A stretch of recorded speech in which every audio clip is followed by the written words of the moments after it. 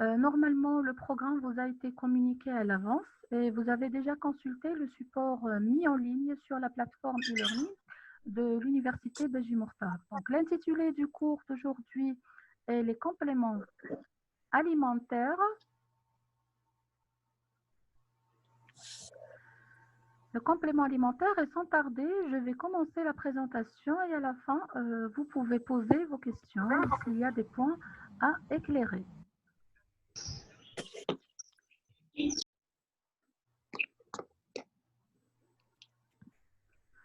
Donc, comme vous savez, excepté en cas de pathologie particulière, l'alimentation, si elle est variée, équilibrée et saine, doit suffire à subvenir aux besoins d'un individu, que ce soit en protéines, glucides, minéraux ou vitamines. Mais malheureusement, le mode de vie actuel ne permet pas toujours de s'alimenter correctement et les compléments alimentaires peuvent se révéler d'une aide précieuse en participant au maintien de notre équilibre alimentaire, mais uniquement en partie seulement. Donc, ils ne peuvent jamais remplacer un élément naturel. Ce sont des sources concentrées de nutriments ou de plantes qui visent à pallier un risque permanent ou momentané de déficience. Ils contribuent ainsi à améliorer le bien-être. Voici une petite approche historique juste pour vous dire que l'histoire des compléments alimentaires remonte à plus de 50 000 ans, mais c'est uniquement depuis les années 80 qu'une attention portée à l'équilibre des repas est devenue un facteur non négligeable pour le choix des aliments.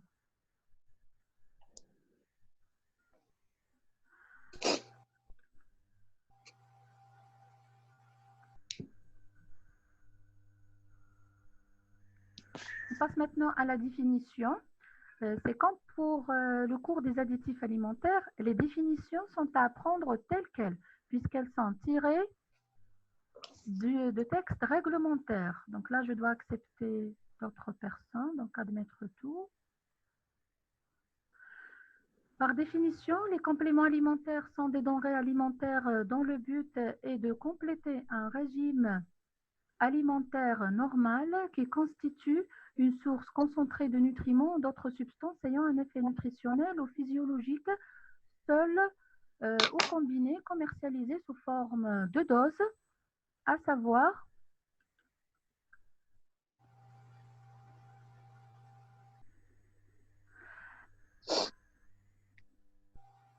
les formes de présentation telles que les gélules, les pastilles, on a aussi les comprimés, les pilules, il y a aussi les sachets de poudre, les ampoules, les flacons et les flacons de sirop. Bien que ces formes de présentation ainsi que l'emballage ressemblent à ceux des médicaments, mais il ne faut jamais considérer les compléments alimentaires comme des médicaments. Pourquoi? Parce que d'abord, les compléments alimentaires sont censés compléter un régime alimentaire, alors que les médicaments ont un but curatif ou préventif à l'égard d'une pathologie quelconque.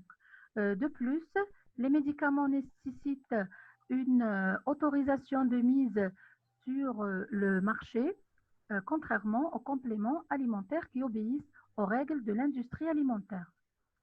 Une autre remarque, il ne faut pas confondre compléments alimentaires et produits de l'effort, parce que ces derniers sont un apport en macronutriments susceptibles d'augmenter la performance physique et adaptés à une dépense musculaire intense. Par exemple, les boissons riches en glucides ou bien en protéines. Je passe maintenant aux objectifs.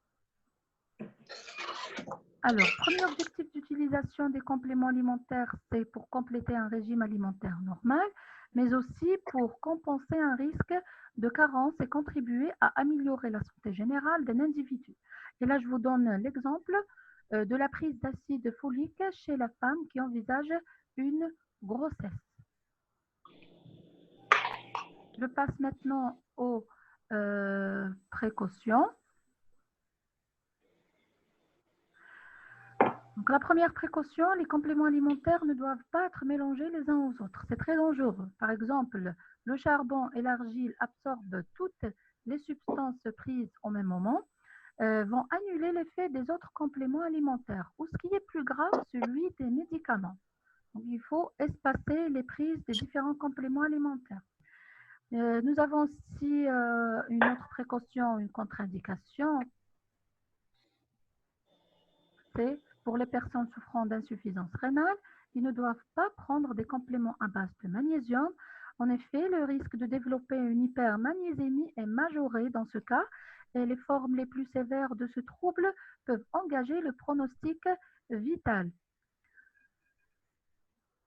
Euh, Il y a aussi d'autres précautions qui peuvent apparaître en fonction des circonstances. Par exemple, aujourd'hui, avec l'épidémie de COVID-19, les compléments alimentaires à base d'anti-inflammatoires naturels issus de plantes, par exemple, pour lutter contre l'arthrite, l'arthrose, etc., sont mis en garde afin de ne pas perturber les systèmes immunitaires.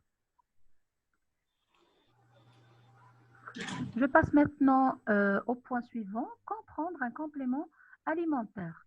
Donc, par rapport au moment de la journée, généralement, c'est à jeun le matin en respectant la posologie. Mais pour les vitamines, par exemple, liposolubles, leur prise est préférable lors d'un repas riche en acides gras pour assurer une meilleure assimilation. Le fer aussi, on doit le prendre avec la vitamine C, à distance du thé. Et la période idéale pour prendre les compléments alimentaires, c'est au moment du changement des saisons, c'est-à-dire l'intersaison. Pour vous dire, les compléments alimentaires ne doivent pas être pris en continu, mais uniquement sur des périodes d'une durée définie. Et selon la médecine traditionnelle chinoise, le meilleur moment, c'est entre les saisons, c'est l'intersaison. Et à titre d'information, je vous donne ces périodes. Euh, Par exemple, pour le printemps, c'est du 18 janvier au 4 février. Pour l'été, c'est du 19 avril jusqu'au 6 mai. Pour l'automne, du 22 juillet jusqu'au 8 août. Et pour l'hiver, du 22 octobre au 8 novembre. Donc là, c'est la meilleure période pour prendre une cure en vitamines ou bien en complément alimentaire.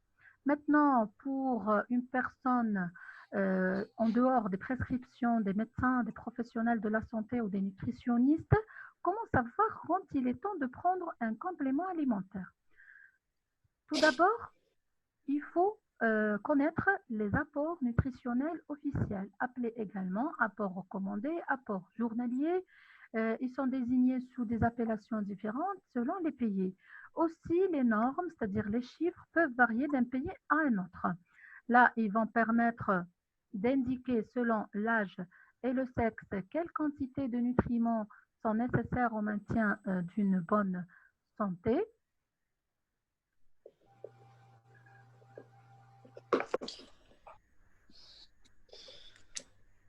Donc, en évaluant la consommation quotidienne en chaque nutriment essentiel, une personne sera en mesure de diagnostiquer une carence et de la corriger par la suite en prenant le complément alimentaire adéquat. Néanmoins, il existe quelques situations particulières où il est obligatoire de prendre un complément alimentaire. Donc, certains médecins recommandent à leurs patientes enceintes de prendre des suppléments contenant du fer, du calcium ou de la vitamine B9. La vitamine B9, c'est même à l'avance, avant d'envisager la grossesse. Le fer, c'est à partir du deuxième trimestre, le calcium à partir du sixième mois. Pour les femmes ayant des règles abondantes aussi, il faut une supplémentation en fer pour récompenser les pertes. Pour les personnes ayant un régime alimentaire particulier, tels que les végétariens et les végétaliens, les personnes aussi très actives comme les sportifs, là, il leur faut une supplémentation en complément alimentaire. Là, juste pour vous dire la différence entre végétarien et végétalien. Donc, les végétariens excluent la viande de leur alimentation, donc, mais les produits la viande des animaux, mais les produits provenant des animaux peuvent les consommer comme le lait ou bien les œufs, alors que le végétalien exclut tout, même le miel, même les poissons, le lait, les œufs. ils ne s'alimentent qu'aux produits trouvés dans le monde végétal.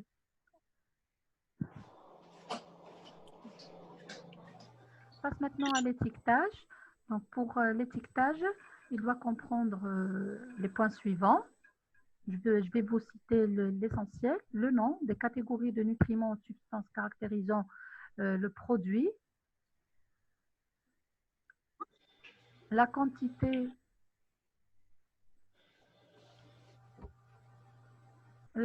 des vitamines et des sels minéraux présents dans le produit doit être indiquée sous forme numérique en unité de poids. Nous avons le milligramme, le microgramme ou bien le gramme pour les macromolécules comme les glucides et les lipides. Le pourcentage aussi des vitamines et des sels minéraux par rapport à la recommandation de consommation quotidienne. Si elle couvre la totalité, on met 100%, sinon on met le pourcentage des besoins, par rapport aux besoins, pardon. La consommation journalière recommandée qui diffère en fonction des pays. Aussi un avertissement indiquant qu'il est déconseillé, par exemple, de dépasser la dose journalière, indiquer qu'il doit être mis hors de la portée des enfants. Nous avons aussi une mention qui précise que les compléments alimentaires ne doivent pas être utilisés en remplaçant d'une alimentation saine et diversifiée.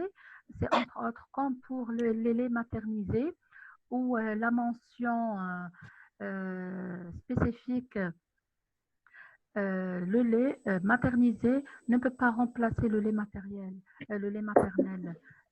mentionné aussi sur l'emballage des laits maternisés. Maintenant, on passe au dernier point, c'est la classification des compléments alimentaires. Donc, je vais faire une description de quelques catégories. Donc, il y en a plusieurs.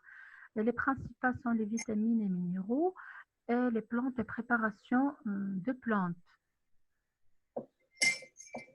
Je commence par les minéraux et oligo-éléments. Par définition des sels minéraux sont des molécules présentant qui sont présentes en quantité importante dans certaines structures de l'organisme, comme les os ou bien les ongles. Et ils représentent entre 4 et 5% de notre masse corporelle. Je cite par exemple le calcium. Nous avons aussi le sodium et les chlorures. Pour les minéraux et oligo-éléments, ce n'est pas la même chose. Tout à l'heure, les sels minéraux sont des macromolécules parce qu'on les trouve en très grande quantité. Maintenant, les oligo-éléments aussi sont des minéraux, mais ils sont des microéléments, c'est-à-dire ils se trouvent en très petite quantité dans l'organisme humain. Je cite par exemple le zinc et le cuivre. Alors, les besoins en minéraux et en oligo-éléments varient en fonction de plusieurs critères. C'est soit le sexe, entre hommes et femmes, ce n'est pas la même chose. Nous avons également l'âge, nourrissant, enfants, adultes et vieillards, ce n'est pas la même chose. Et le mode de vie aussi, donc tabagisme chez les sportifs, les gens ayant un régime alimentaire particulier, comme on a dit tout à l'heure, les végétariens et les végétaliens. Donc, ceux-ci doivent consommer des compléments alimentaires pour combler le manque couru. Mais quel qu'en soit, s'alimenter de manière équilibrée est le meilleur moyen de couvrir ses besoins.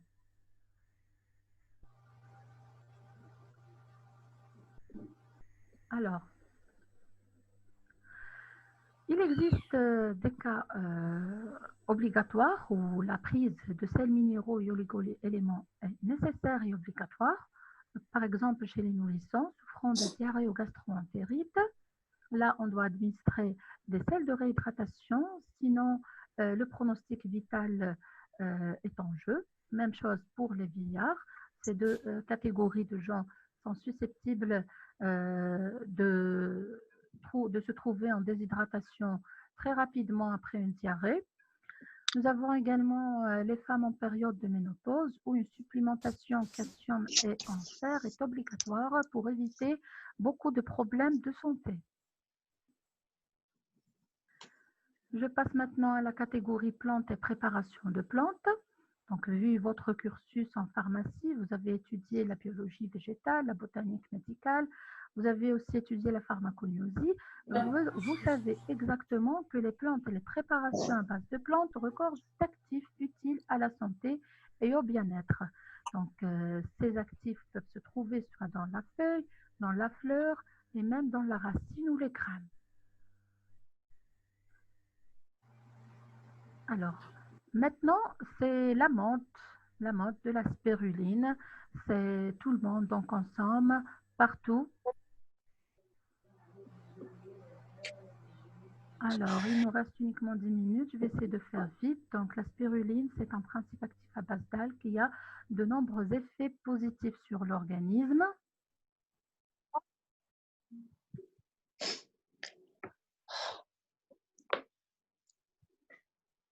Je passe directement aux vitamines.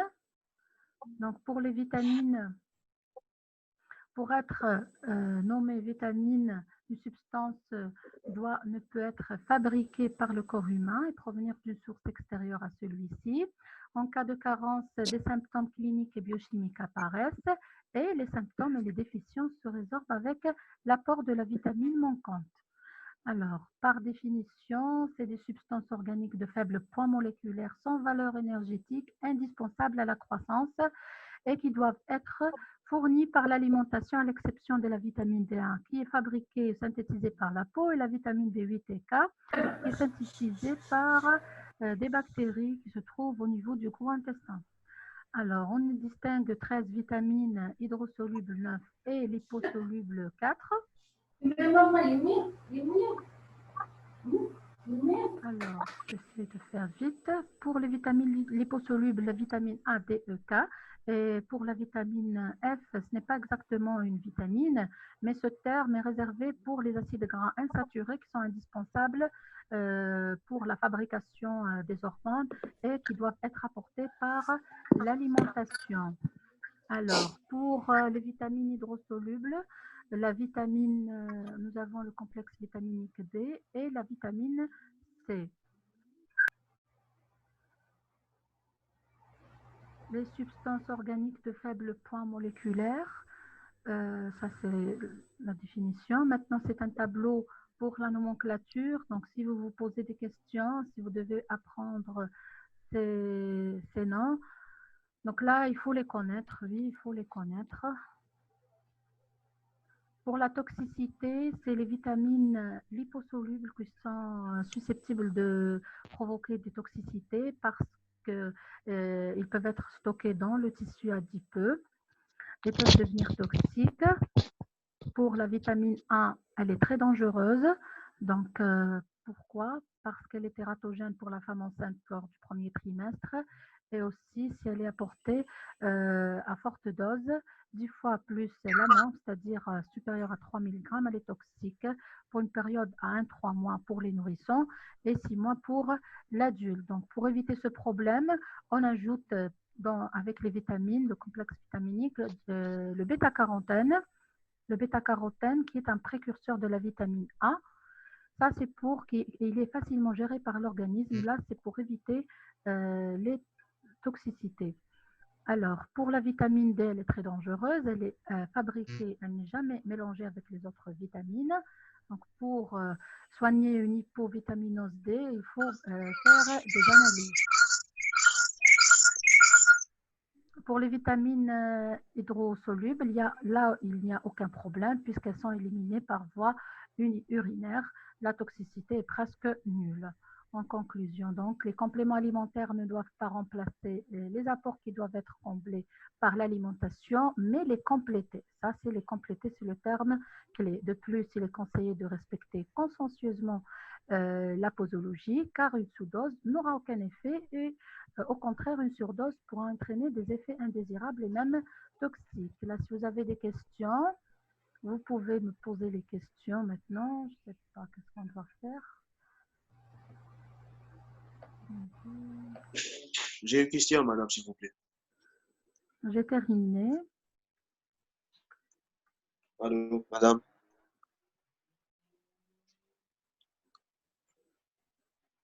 68 participants. J'ai activé le micro. J'ai une question, Vous pouvez madame, poser s'il vous des plaît. questions.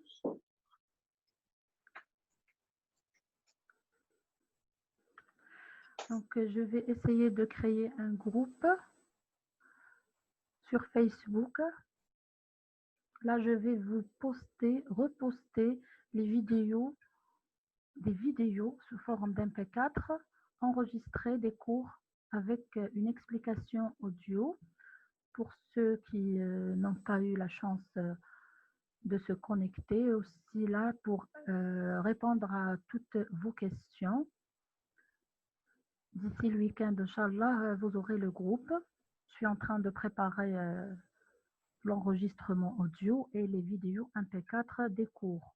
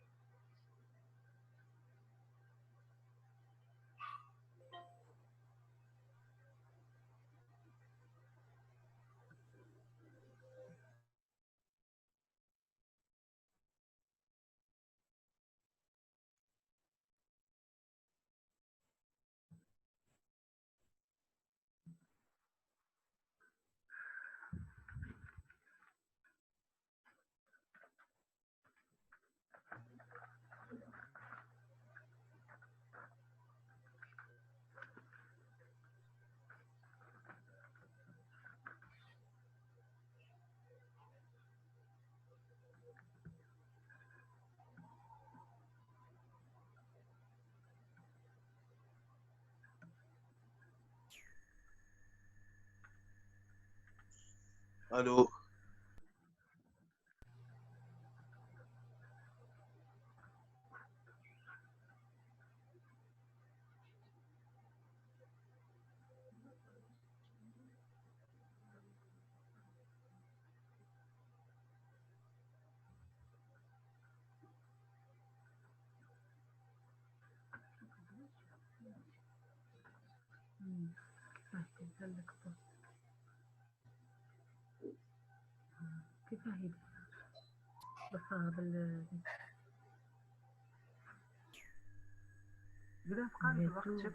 Normalement, قبيله جاتني 10 minutes. دونك سي بون. عم قاعدين يديروا صوت يقدروا. علاش لا سيونس كي تفوت سي بون. عندك 40 minutes سي بون. حكمني بالشهر هكا. اسكو سي بوسيبل ولا لا؟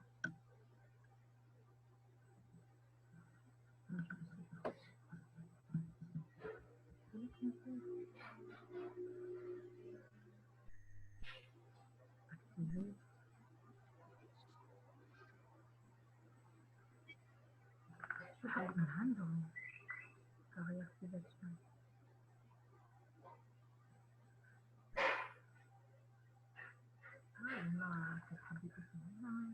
هما باش يحطوا لي كاستيون كومونتير.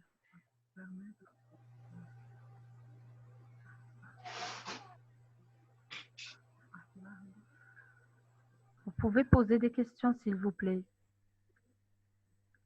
Posez vos questions maintenant, s'il vous plaît.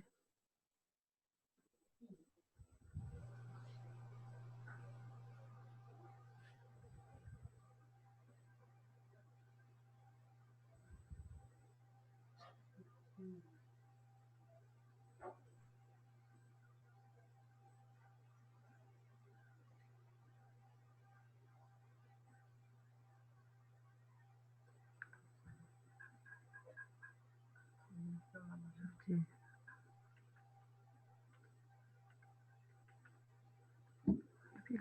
Peut-être on pose vos questions, peut-être on par message.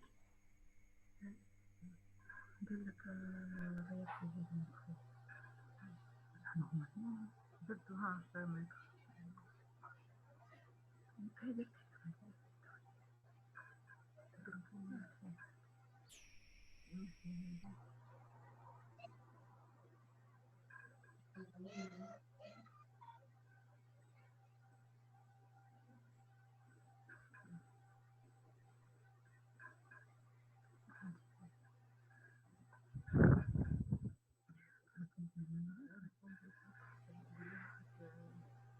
La spiruline, c'est une algue qui présente plusieurs effets bénéfiques pour la santé. Elle touche à tout le métabolisme. Donc, tout le monde l'utilise pour diminuer le stress, pour aussi un régime sain, etc. Même, il y en a même ceux qui l'utilisent à la place